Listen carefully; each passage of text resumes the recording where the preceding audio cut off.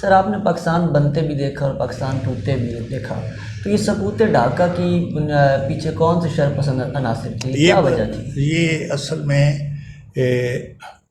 Indian سازش تھی.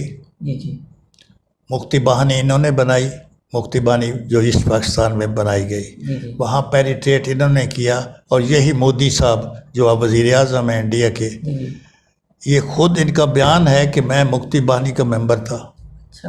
اس کا بیان ہے، ریکارڈ پہ ہے میڈیا میں، کہ میں مفتی بہانی کا ممبر تھا. ہم نے ان کو فیسیلیٹیٹ کیا، ان کی امداد کی. تو وہ ساری انڈیا کی امداد تھی.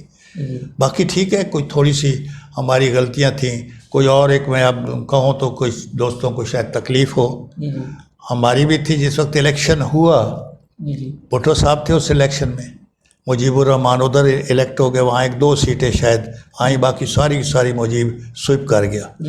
تو آدھا حصہ تھا آبادی، ان کی ہماری ہم سے زیادہ تھی، ہماری آبادی تھوڑی تھی. تو یہاں جو ہمارے لیڈر بنے یہاں، تو انہوں نے تھوڑے سے 1-2 سلوگن دیے. میرے بھائی ناراض ہوں لیکن یہ حقیقت ہے کہ انہوں نے کہا کہ جو ڈھاکہ جائے گا میں اس کی ٹانگیں توڑ دوں گا. یہ ہمارے اس لیڈر کے یہ بیان ہیں. تو یہ بیان ان کا بھی اثر برا ہوا.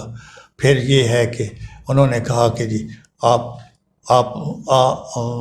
ادھر ہم ادھر ہم، تو یہ ایسے نعرے بھی لگے اس دور میں. تو یہ بھی ہمیں یہ بھی سیاسی غلطیاں تھیں میں سمجھتا ہوں، دونوں طرف سے. باقی یہ ہے کہ انہیں بنگالی کر کے ہم کہتے تھے بنگالی، حالانکہ عوام الناس پہ وہ ان کی کوئی. امین صاحب بہت بڑے لیڈر تھے، باشانی صاحب تھے وہاں، اور ہمارے کافی سارے یعنی تھے. لیکن صرف وہ جو آپریشن کیا وہاں، فوجی آپریشن، ٹکا خان تھے پہلے وہاں جنرل، تو اس کے بعد یہ مفتی بہانی نے پینیٹریٹ کیا. اور بھٹو صاحب اس وقت تھے اپنا UN میں گئے تھے، وہاں شاید ایک پولینڈ کی کسی ملک نے قرارداد پیش کی تھی کہ جنگ بندی کی جائے.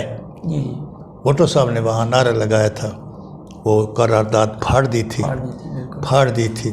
تو اس وجہ سے وہ پھر جو اگر وہ قرارداد پاس ہو جاتی تو کم از کم یونائٹ رہتا.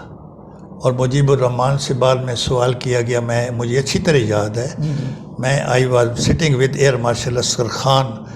تو اس وقت جب بات ان سے ہوئی تو مجیب الرحمان کے یہ بیان تھا کہ آپ یہ بتائیں ایئر مارشل صاحب کہ اکثریت میں ہوں یا ویسٹ پاکستان ہے؟ اکثریت میں تو ایسٹ پاکستان ہے. تو کیا میں وزیر اعظم پاکستان بننا پسند نہیں کرتا؟ بالکل، میں تو میجارٹی میں ہوں، تو میں کیوں علیحدہ ہوں؟ تو اس کا یہ آئیڈیا تھا. ٹھیک ہے، بعد میں وہ ہو گیا ہوگا، سازش میں آ گیا ہوگا، یہ جو بھی ہم اس کے متعلق کوئی زیادہ بات نہیں کر سکتے. لیکن یہ ہے کہ اگر اس کو وزیر اعظم بننے دیا جاتا تو پاکستان یونائٹڈ تو رہ سکتا تھا.